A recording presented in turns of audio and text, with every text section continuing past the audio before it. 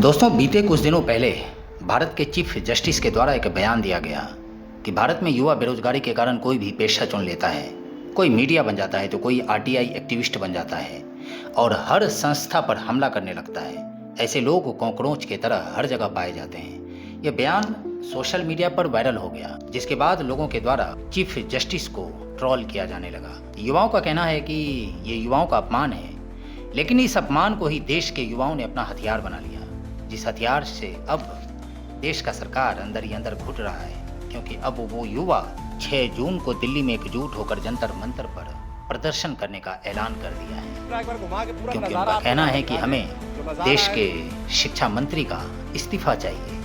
इसीलिए अब हर जगह एक ही नारा गूंज रहा है, भाजपा हटाओ देश बचाओ। आखिर देश की सत्ता पर काबिज एक पूर्ण बहुमत के सरकार के खिलाफ ये गुस्सा क्यों उबल रहा है लोगों में? कहीं ये राजनीतिक प्रोपेगेंडा तो नहीं है, या फिर जमीनी हकीकत कुछ और ही है? आज देश में दोस्तों एक अजीब सी बेचैनी है। जो युवा कल तक विश्व गुरु बनने का सपना देख रहा था, वो युवा चिलचिलाती धूप में भी सड़कों पर लाठियां खा रहा है, क्योंकि युवाओं को गरीबी और बेरोजगारी के आंकड़े डराने लगे हैं।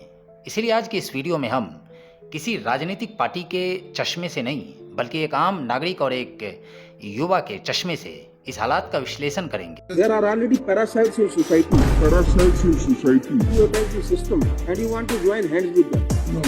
There are youngsters like cockroaches. Youngsters like cockroaches. They don't get any employment. They don't have any place in profession. Some of them become media. Some of them become RTI activists, and they start attacking them. Cockroach हैं युवाएं, बेरोजगार युवा। हमें किसने बनाया बेरोजगार साहब? कौन जिम्मेदार है इसके लिए? अपॉर्चुनिटी क्रिएट करना किसकी जिम्मेदारी थी? अवसर देना किसकी जिम्मेदारी? कोकरोच जनता पार्टी सीजेपी, और ये सीजेपी ने बीजेपी की नींद हराम। ये देश इंपॉर्टेंट है। ये लड़ाई किसी एक इंडिविजुअल की लड़ाई नहीं है, ये अभिजीत दीपके की लड़ाई नहीं है, हम तीनों की लड़ाई नहीं है। ये एक पूरी जनरेशन की लड़ाई है, जिसका इस देश के सिस्टम और इस देश की सरकार से भरोसा उठ चुका है।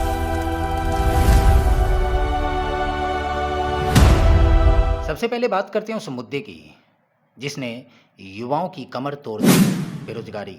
आज देश का युवा डिग्रियां लेकर दर दर भटक रहा है, नौकरियां हैं नहीं, और अगर किसी तरह सालों की तपस्या के बाद कोई सरकारी वैकेंसी आती भी है तो एक नई बीमारी सामने आ जाती है, पेपर लीक। सोचिए उस छात्र के बारे में जिसके पिता ने मजदूरी करके, पसीना बहा करके, खेतों में हल चला करके, खेत बेच करके, खेत गिरवी रख कर या दिन रात मजदूरी करके उसे शहर में पढ़ने भेजता है, और वो बच्चा दिन रात एक करके परीक्षा देता है, लेकिन रिजल्ट आने से पहले खबर आती है कि सिस्टम में बैठे भ्रष्टाचारियों ने चंद रुपयों के लिए पेपर बेच दिया। ये सिर्फ एक पेपर लीक का मामला नहीं है दोस्तों, ये उस युवा के सपनों का मर्डर है। शिक्षा तंत्र में इतना बड़ा भ्रष्टाचार आखिर किसकी शह पर हो रही है? जब सिस्टम पूरी तरह फेल हो जाए तो सवाल तो सत्ता में बैठे लोगों से ही पूछे जाएंगे ना। जिस न्यायाधीश को युवाओं के लिए सरकार से सवाल पूछना चाहिए था, वो न्यायाधीश युवाओं का मजाक उड़ा रहा है, उनका अपमान कर रहा है। जिस पेपर लीक पर न्यायाधीश को सरकार को कटघरे में खड़ा करना चाहिए था, वो न्यायाधीश युवाओं का मजाक बना रहा है। आप विचार कीजिए, जब कोई इतनी बड़ी विफलता होती है तो नैतिकता क्या कहती है? जिम्मेदारी लेना।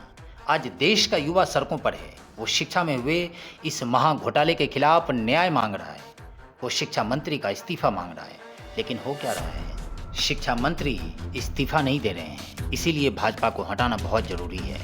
सरकार अपनी गलती मानने को तैयार नहीं है, इसीलिए भाजपा को हटाना बहुत जरूरी है। उल्टे ऐसा दिखाया जा रहा है कि जैसे सब कुछ एकदम चंगा सी है।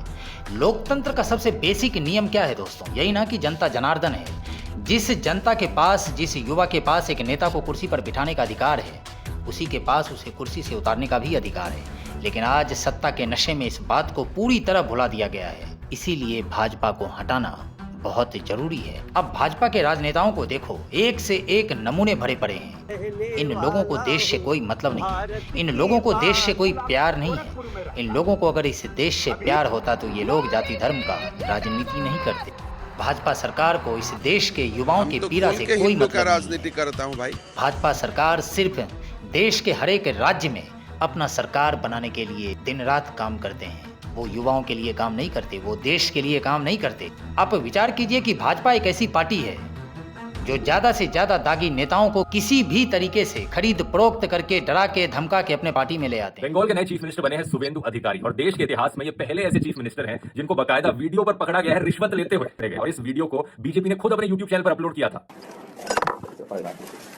5 लाख रुपीस।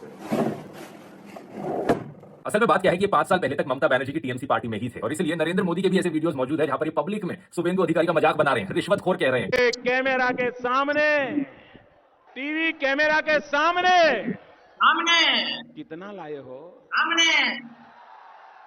अच्छा, लाओ और ऐसे कुर्ते में रख देते हैं और फिर उनसे अपने लिए भ्रष्टाचार करवाते हैं। ये इन लोगों की छवि है, ये इन लोगों का वास्तविक चेहरा है।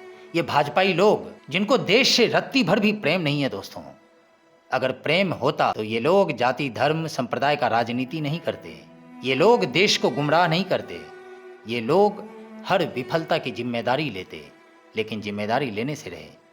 इन लोगों को बस मासूम लोगों को, साधारण लोगों को डराना है, धमकाना है, उन्हें गुमराह करना है और उनसे वोट लेना है। ये इनकी वास्तविक छवि है।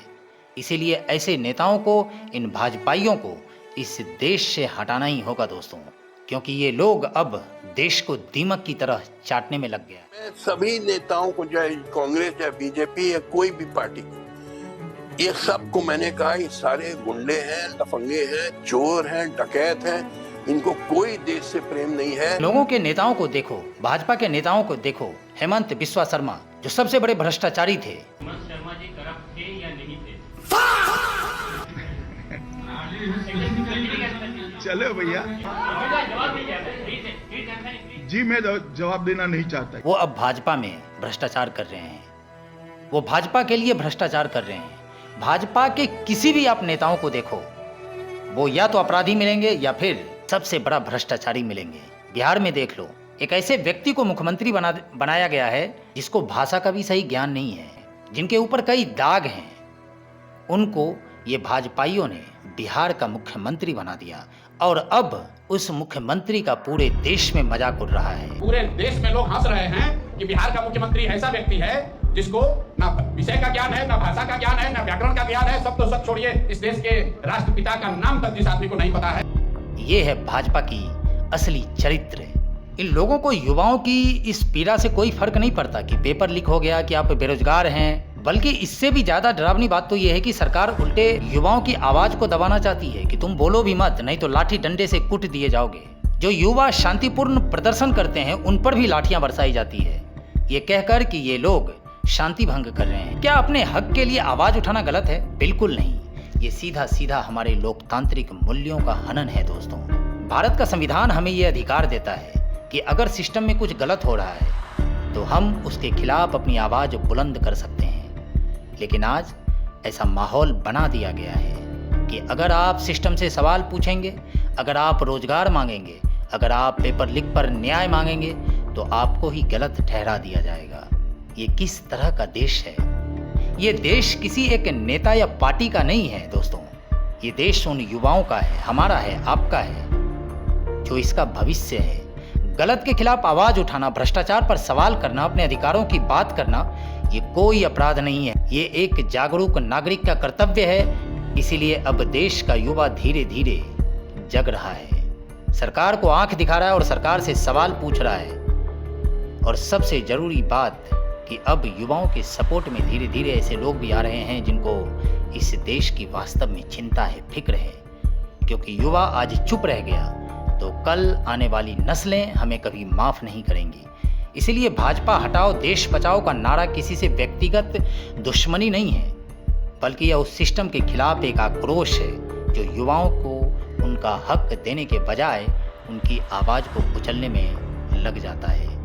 इसीलिए दोस्तों, ज़्यादा से ज़्यादा लोगों को एकजुट होकर युवाओं को समर्थन देना चाहिए, जिससे देश के भ्रष्टाचारी नेताओं का अक्ल ठिकाने आए, जिससे ये समझें कि अब इस देश में जाति धर्म संप्रदाय अगर आप पिछड़ा की राजनीति नहीं चलेगी।